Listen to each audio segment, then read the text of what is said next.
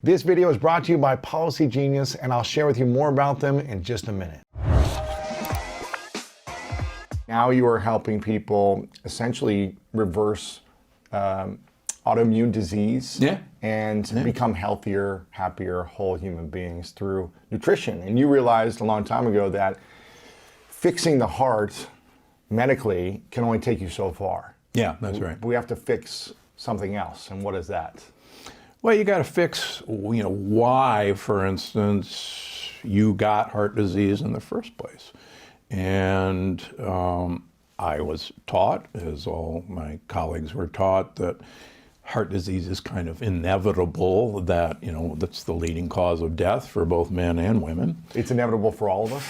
Yeah, pretty much. That's what we were taught. At some point. Yeah, and then even if you get it, let's say you get coronary artery disease, that the best we can do is slow it down, to slow the progression. And what I realized, thanks to Big Ed, who I talk about in all my books, who reversed his coronary artery disease. This is a man who had 100 pounds overweight. He was really overweight. He was late 40s. He had inoperable coronary artery disease.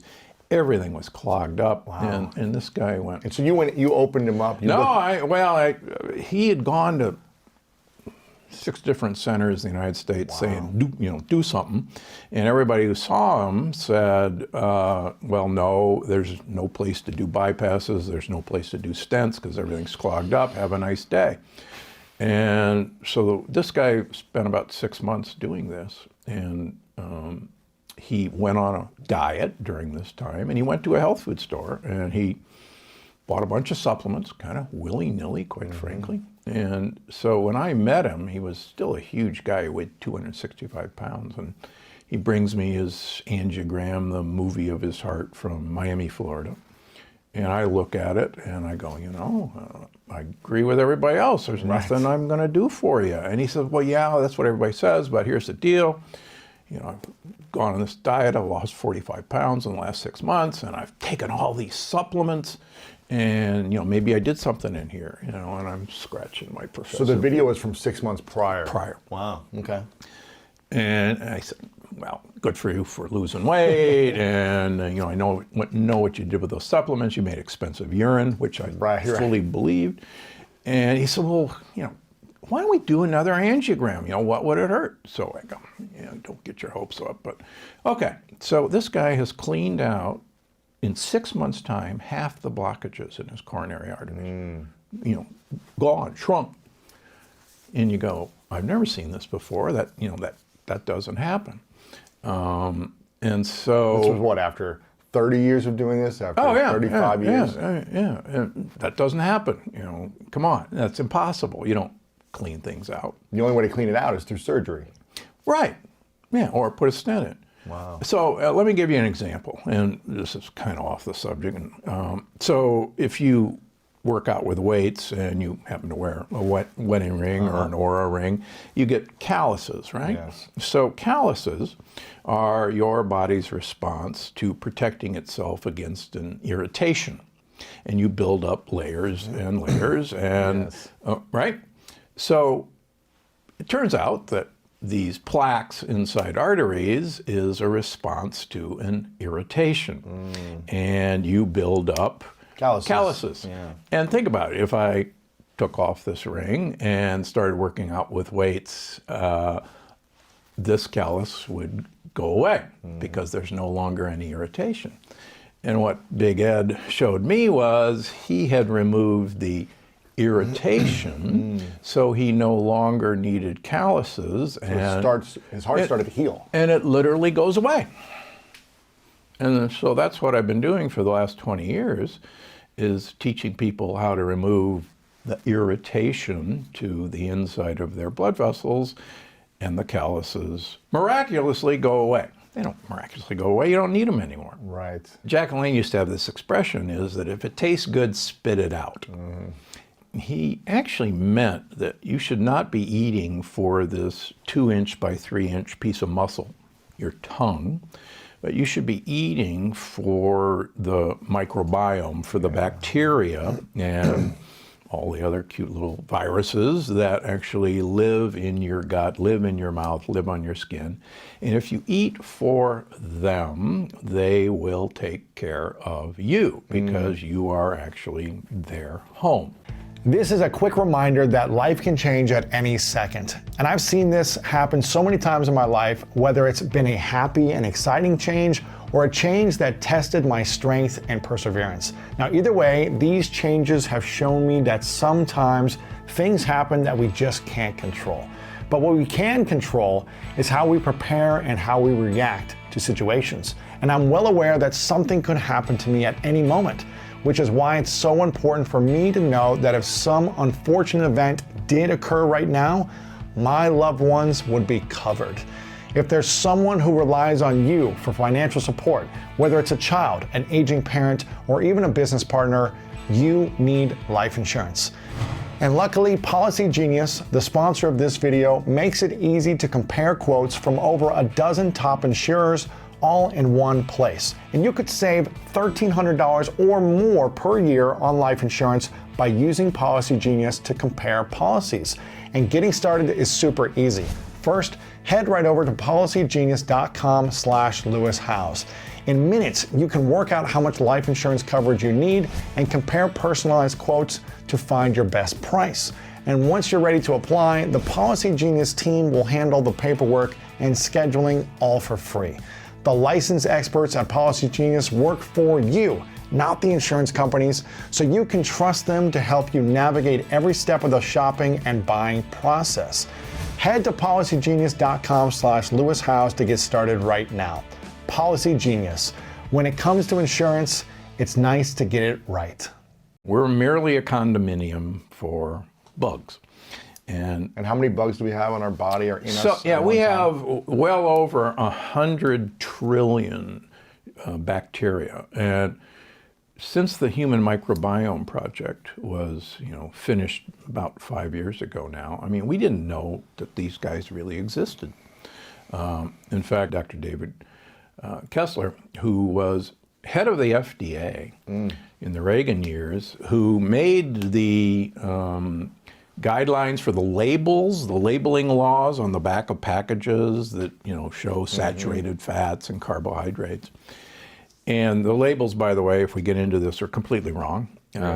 They were forced on the Reagan administration by big food companies. Wow. And so, anyhow, if you feed bacteria what they want to eat, and that's is all in the longevity paradox, they will take care of you.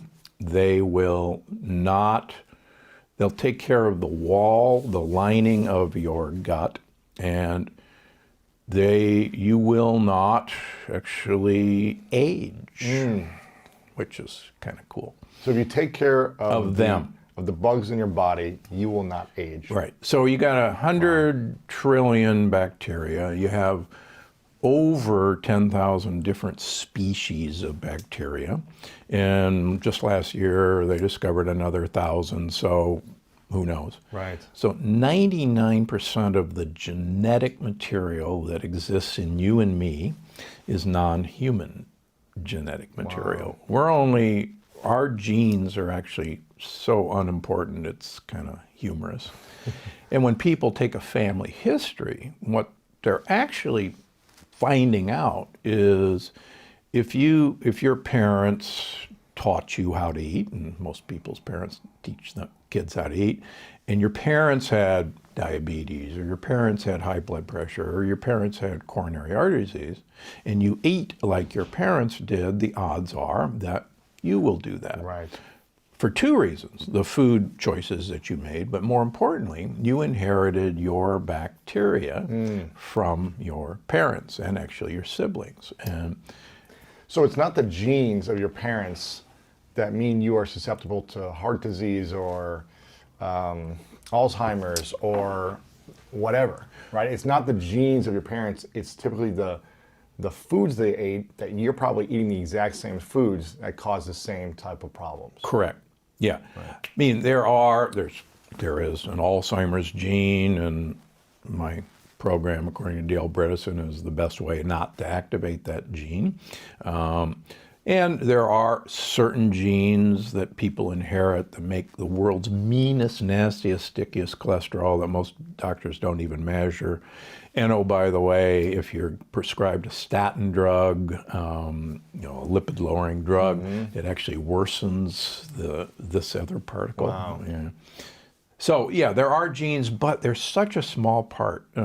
Nature magazine had a big article in late 2018, I think proving that only about 7 or 8% of what will happen to us is based on our genes, and 97 or 98% of what's going to happen to us is based on our environment and our food choices. Our decisions. Our decisions, yeah. Now, you said we can, aging is essentially a choice, is what I'm hearing you say. But if someone watching this saying, well, Dr. Gundry, you've got white hair, you look older than when you were 10 years old. So yes. How can you say that you can eat certain things that can reverse aging or can make you not age when you look older than when you were younger? That's true. I'm definitely chronologically older. But recently on my podcast, I had Dr. Terry Walls, who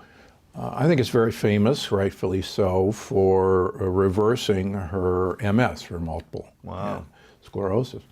And she did it via diet. She did it initially by eating 9 cups of vegetables a day.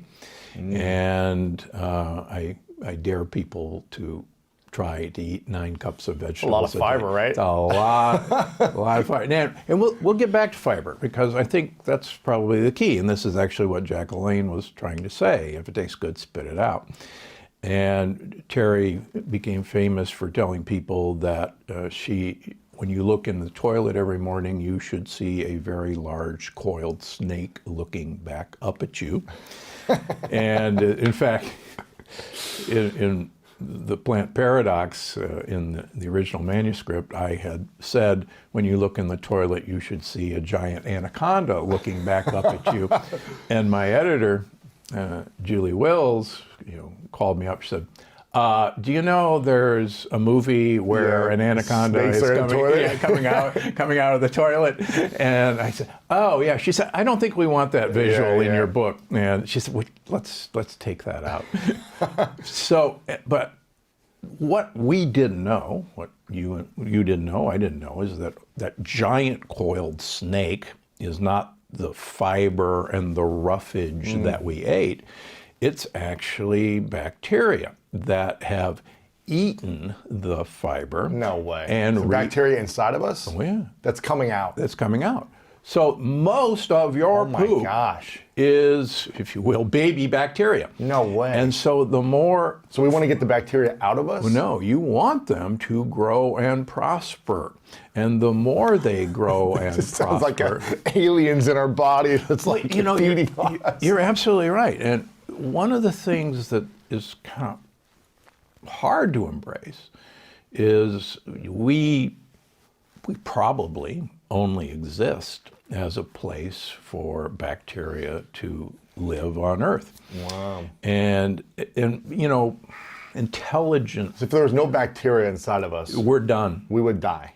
So we know that we can breed germ-free mice. An interesting fun fact that I put in the longevity paradox, my 5th grade science project was to build a germ-free mouse environment. This was in 1960. And so this isn't my first rodeo.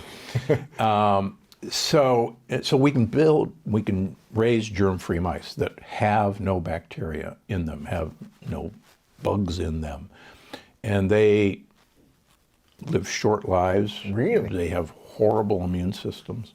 They get sick. They get sick, yeah. And so they're the basis of so much of what we know.